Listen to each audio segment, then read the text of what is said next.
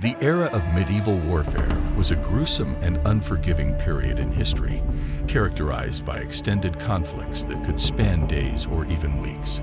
The evolution of weapons, tactics, and strategies was critical to the success of military campaigns and had a profound impact on the political and social fabric of medieval Europe. From the sharp edge of the longsword to the explosive power of the cannon, we'll explore the weapons utilized by medieval soldiers and how they were employed to gain an edge in the heat of battle. In addition, we'll scrutinize the innovative strategies employed by commanders, such as ambushes, sieges, and flanking maneuvers, to outmaneuver their foes on the battlefield.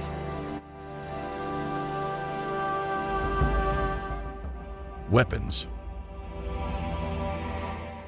One of the defining characteristics of medieval warfare was the use of melee weapons such as swords, maces, and axes. The longsword was the primary weapon of the knight, and it could be wielded with two hands for added power. The lance, a long spear-like weapon, was used by knights to charge into enemy formations and break their lines. Maces and warhammers were often used by knights to crush armor or break bones, while axes were effective for hacking through armor and shields. Shields were also important defensive weapons, and a skilled warrior could use one to deflect incoming arrows and projectiles. The kite shield was a popular shield among knights, which was shaped like a kite and could provide excellent protection. Pavises, large shields used by crossbowmen, were often used as mobile barriers during sieges.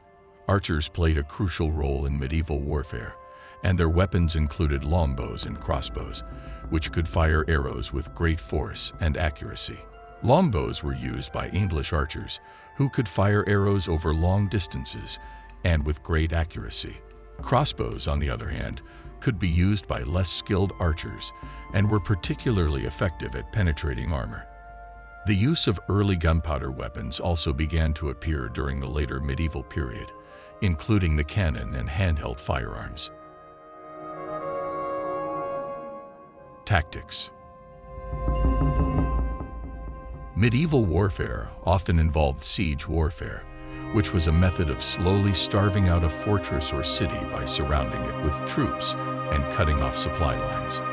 Knights, with their heavy armor and long lances, would often charge enemy formations in a tactic known as a cavalry charge. Archers would provide covering fire to protect the knights, while infantry soldiers would move forward in a shield wall to protect against enemy attacks.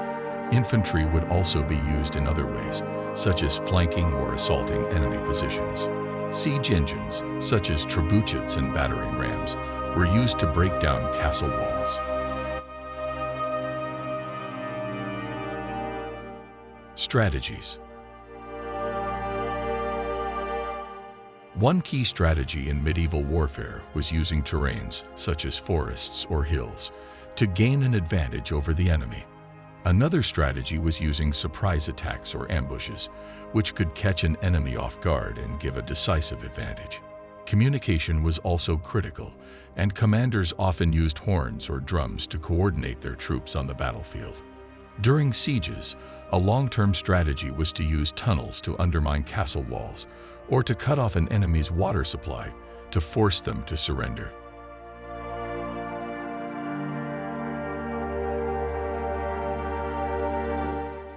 The brutality of medieval warfare is undeniable, with soldiers engaging in close combat using swords, shields, and other weapons. It was an intricate mix of weaponry, tactics, and strategies that underwent significant changes over several centuries. Our video has endeavored to shed light on the intricate details of medieval warfare, including the crucial roles of knights, archers, and infantry, and we sincerely hope it has provided you with a better understanding of this fascinating subject. We thank you for watching.